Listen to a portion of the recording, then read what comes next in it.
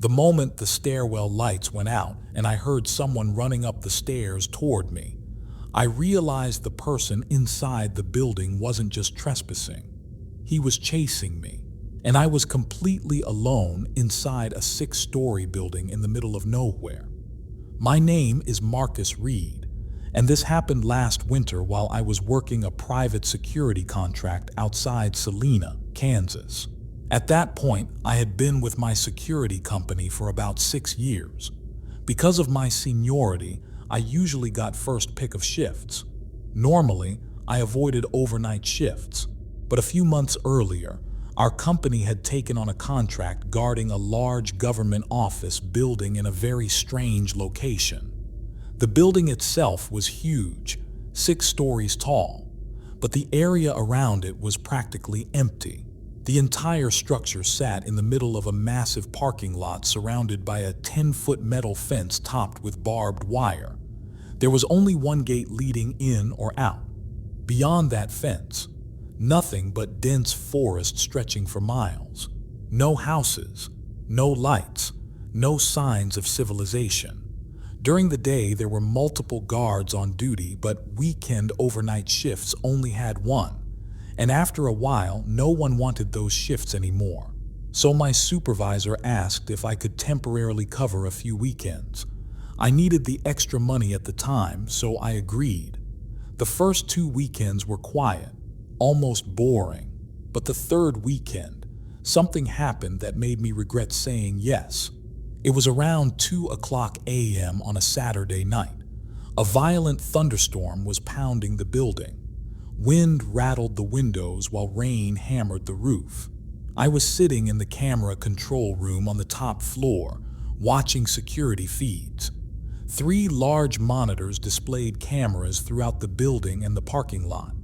Like most overnight shifts, I had the lights off. I was watching a movie on my phone and occasionally checking the cameras to stay awake. After sitting for a while, I stood up to stretch and thought about grabbing an energy drink from the vending machine down the hall. Before leaving the room, I walked over to the window overlooking the back parking lot. I lifted the blinds slightly. Lightning flashed across the sky. For a brief second, the woods beyond the fence lit up bright white. And that's when I saw something. A figure, moving quickly between the trees. It darted from one trunk to another incredibly fast. Then the darkness swallowed it again. I waited for another flash of lightning, but when the sky lit up again, the woods were empty. I figured it was just my imagination. Storms can play tricks on your eyes. Still, something about it bothered me. I shrugged it off and went to grab my drink. 5 minutes later, I returned to the control room and immediately noticed something strange. One of the camera feeds had gone dark. The monitor showed static. It was the rear parking lot camera, the exact area I had just been looking at. I walked back to the window. The storm had torn the camera loose. It was hanging by its wires and swinging in the wind. I logged the damage in the nightly report and sat back down. A few minutes later, beep. The security alert sounded. That tone only plays when someone enters a restricted door using a keypad code. I pulled up the access log. Someone had just opened the rear entrance door, the same door near the parking lot. A cold feeling crept down my spine. Someone was outside. Between the shadow and the woods, the broken camera, and now the door access, something felt very wrong. The system showed a valid access code had been used, which meant whoever entered knew the code. My first thought was maybe another employee had arrived unexpectedly, but there were no scheduled visits, and I would have known if another guard was coming. I grabbed the desk phone to call the police. Dead line. The storm must have knocked it out. I checked my cell phone. No signal either. At that moment, I decided to leave the control room and try to find reception somewhere else in the building. I stepped into the hallway, and then suddenly, the power went out. The entire building went pitch black. At that point, I decided I needed to get to my truck. I headed for the stairwell that led down to the lobby. Inside the stairwell, it was completely dark, but I figured the darkness might actually help me move quietly. The generator room was in the basement. If someone had cut the power, that's probably where they were. Unfortunately, the basement was directly below the lobby and close to the stairwell I was using. I had just reached the fourth floor landing when I heard something. A door opening, down below, then footsteps, heavy ones climbing the stairs, coming toward me. I froze. Despite all my training, one thought kept repeating in my head. I wasn't ready to shoot someone. I quietly turned around and started moving back up the stairs. At the top floor, there's a ladder leading to a roof hatch. My plan was to climb up and hide above the stairwell, but as I turned, my gun clipped the metal railing. Clang. The sound echoed through the stairwell. Both of us froze. Then the footsteps started running, charging up the stairs. I ran too. When I reached the top floor, I had an idea. I pushed the door to the hallway open loudly and let it slam shut. Then instead of running into the hallway, I climbed the ladder. Seconds later, the man burst through the door and ran down the hallway, thinking I had gone that way. That's when I jumped down from the ladder. It was about a 10-foot drop. I hit the ground hard but stayed on my feet. Then I sprinted back down the stairs. Seconds later, the door upstairs slammed open again. He had realized the trick. Now he was chasing me. We both raced down the stairwell floor by floor. I managed to stay just ahead of him. When I reached the lobby, luck finally stepped in. Behind me, I heard a crash, then a cry of pain. He must have tripped. I didn't stop to check. I burst through the doors and ran into the storm. My truck was parked nearby. Rain was pouring so hard I could barely see. I unlocked the truck and dove inside. Just as I started the engine, the building doors burst open. The man ran outside, black clothing, mask, hood. He sprinted toward my truck. I slammed the gear into drive and floored it. The tires spun on the wet pavement as I tore down the side road. I didn't get cell phone signal again until I reached the highway. The moment I did, I called the police. They arrived about 15 minutes later and escorted me back to the building. We searched the building and the surrounding woods, but whoever he was gone. The only thing they found was something he dropped in the stairwell, a fully loaded, unregistered handgun. No one ever figured out why someone broke into that building. Maybe robbery, maybe something worse. All I know is one thing. If that man hadn't tripped on those stairs, I probably wouldn't be here telling this story. And sometimes I still think about something else. If he had caught me in that stairwell, no one out there in those woods would have heard me scream. The moment I saw the man standing on the parking garage camera, my stomach dropped, because I had just finished searching that exact garage minutes earlier. And when I was down there was no one there. My name is Daniel Mercer, and this happened while I was working night security at a corporate office building outside Newark, Delaware. Most night shifts were painfully quiet. After midnight, the building was always empty. My job was simple: watch the security cameras, walk a patrol every hour, and log anything unusual. Usually nothing ever happened. But one night around 12:15 a.m., something did. I was scrolling through the security cameras like usual: elevators, hallways, stairwells, then the underground parking garage. That's when I noticed someone, a man moving slowly between the parked cars. At first I assumed it was one of the late IT workers, but that didn't make sense. Everyone had left hours earlier, and the man on the screen didn't look like an employee. He wore a long dark coat that hung loosely around him, and he wasn't heading for an exit or a vehicle. He was drifting between the rows of cars, weaving through them like he was checking something, or making sure no one else was around. Something about the way he moved sent a cold feeling through me. So I called my supervisor. He told me to keep watching the cameras and stay at my post, but my instincts kept telling me something wasn't right. Eventually, I grabbed my flashlight and headed for the elevator. The ride down felt longer than usual. Each floor passing made the elevator cables groan softly above me. When the doors opened to the garage, I stepped out slowly. The air was cold and smelled faintly like oil and damp concrete. My flashlight beam cut through the darkness as I scanned the rows of vehicles. "Security," I called out. My voice echoed across the garage, but there was no answer. I walked through several rows, checking behind cars and between pillars. Nothing. No movement. No sound. The garage was completely empty.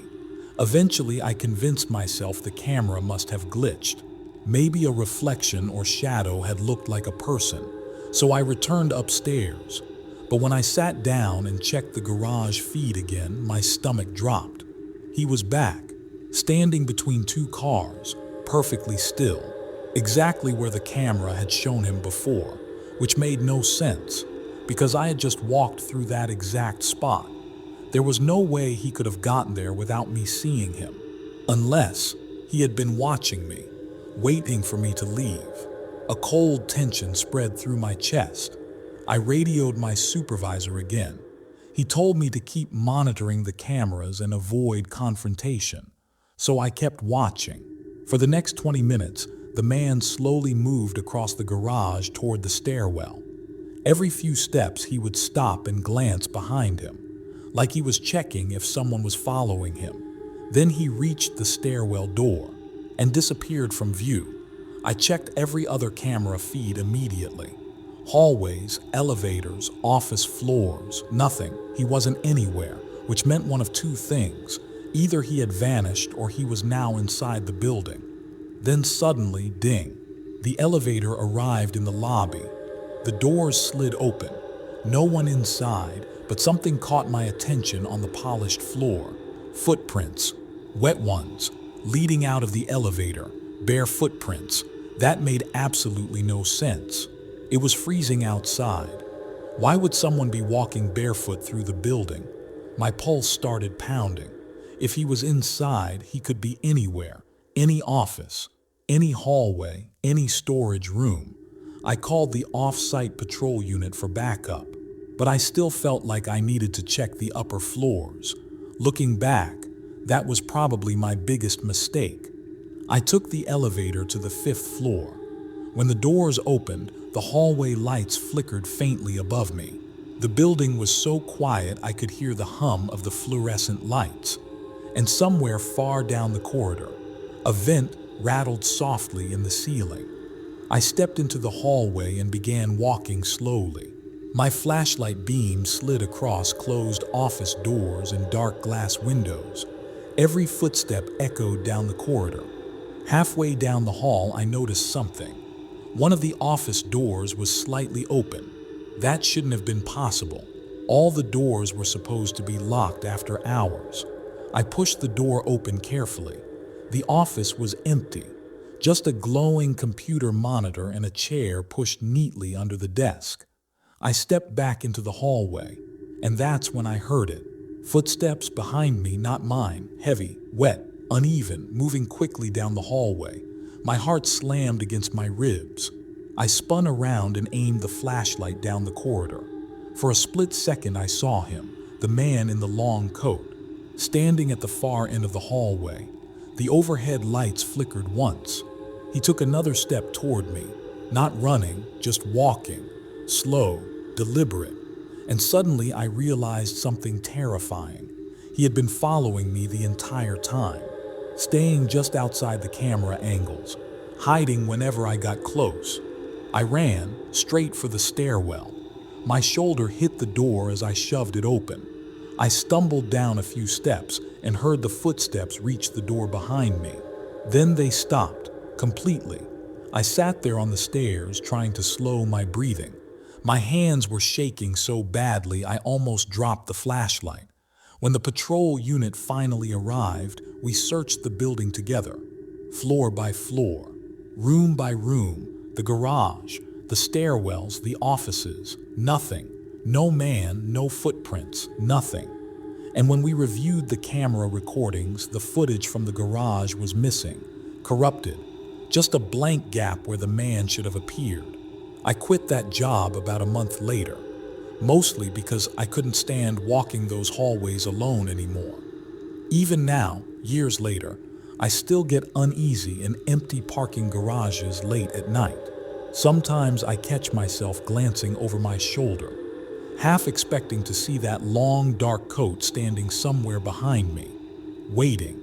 Because the truth is, I still don't know how that man got inside the building, or how he stayed hidden from every camera.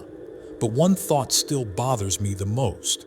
If I hadn't turned around when I did, I might never have realized he was right behind me. And in a building that empty, no one would have heard me scream. The moment the elevator started moving by itself inside that empty building, my supervisor and I realized we weren't alone in there. But the alarm system was completely silent, which meant whoever was inside knew exactly how the building worked. My name is Ethan Walker, and this happened just a few nights ago during my first night training as a mobile security guard outside Columbus, Ohio. A mobile guard mostly drives between different locations overnight, checking buildings and responding to alarms. That night I was riding with a supervisor named Jason, learning how to do patrols properly. Around 1:15 a.m., we arrived at a small pharmacy and medical clinic for what was supposed to be a routine check. No alarms had been triggered. It should have taken 5 minutes. But the moment we stepped out of the patrol vehicle, something felt wrong. The underground parking entrance was wide open, and the front door of the building looked like it had been forced open. Jason stopped walking. "What the hell?" he muttered. "If someone broke in, the alarm should be going crazy." Since it was my first time at that site, I didn't know what to expect. Jason had told me earlier the property was part of a new contract our company had just taken over. We stepped inside carefully. Then Jason suddenly pointed toward the elevator. "Look," the elevator display was moving. We both watched the numbers change. G2, 3. Then it stopped on floor 4, the top floor. My stomach tightened. I asked quietly, "You think someone's inside?" Jason didn't answer. He just nodded and pulled out his baton. That's when the adrenaline hit me. My chest tightened and my hands felt cold. For a moment, I honestly wished I wasn't there. We stepped into the elevator. As it climbed toward the 4th floor, my mind kept racing. What if someone attacked us the moment the doors opened? What if they had a weapon? What if they were waiting? The elevator doors slid open. The hallway was empty, but the entire floor was pitch dark. Jason turned on the lights and motioned for me to stay close. "Stick with me," he said quietly. "Something's not right." We checked every room. Offices, bathrooms, storage spaces, nothing. The floor was empty. But just as we started to relax, we heard it. Footsteps, coming from the stairwell, slow, heavy, like someone moving carefully up the stairs. Jason and I moved toward the door. He raised his baton. Just before he grabbed the handle, the footsteps stopped. The building went silent. All we could hear was the faint buzz of the lights and our own breathing. Then something strange happened. Downstairs, we heard the elevator moving again. The motor hummed faintly through the walls. Jason and I slowly turned toward the elevator hallway. The display above the doors lit up. 3, then 2, then it stopped again. Neither of us had touched the elevator. Jason immediately grabbed his radio. "After calling seat 25, dispatch answered. "Go ahead." Jason spoke quickly. "Dispatch, request immediate backup. Possible intruder inside the building. Suspect is moving between floors and may attempt to ambush." Dispatch told us backup units were already on the way and ordered us to stay where we were. So we waited. Those next 15 minutes were the longest of my life. The building made strange noises while we stood there, pipes knocking somewhere in the walls, air vents rattling. At one point, we even heard something scrape faintly across the floor below us. Jason kept watching the stairwell, and that's when I noticed something that made everything worse. He was nervous, really nervous, and he was the experienced one. But honestly, I didn't blame him. The situation was terrifying. He was only a couple years older than me, so I just said quietly, "Hey man, backup's almost here." You might be wondering why we didn't just leave. The problem was the suspect seemed to be on the ground floor. If we took the elevator down, they could easily ambush us when the doors opened. So we stayed on the 4th floor, waiting, listening. Finally, about 15 minutes later, we heard the front door downstairs open. Then someone shouted, "Security!" It was our senior supervisor arriving for backup. Jason grabbed the radio. "Sir, we're upstairs. Suspect may still be inside." A few minutes later, he joined us on the 4th floor. Now there were 3 of us. Together we started searching the building again. Floor by floor, room by room, still nothing. Then while we were checking the 3rd floor, we suddenly heard the front door open again. Then running footsteps, fast, echoing across the lobby floor. "Go," the supervisor shouted. We sprinted toward the stairwell. Our boots pounded down the stairs as fast as we could move. The sound of someone running downstairs echoed through the building. When we reached the lobby, we heard the door slam open. Wind rushed inside. We burst outside just in time to see a shadow sprinting across the parking lot. The person jumped over a curb and disappeared into the darkness beyond the lot. We searched the area, the woods, the parking lot, the garage. Nothing. Whoever had been inside the building was gone. We searched the entire building again afterward. Every room, every stairwell. Nothing. No fingerprints. No signs of forced entry beyond the door.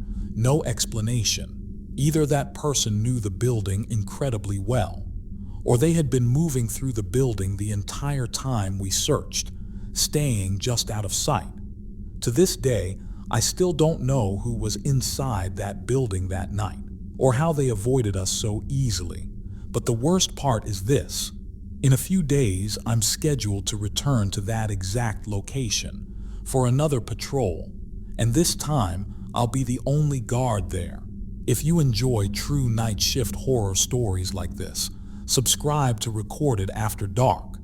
And if you ever check an empty building late at night, pay attention to the elevators, because sometimes they start moving before anyone presses the button.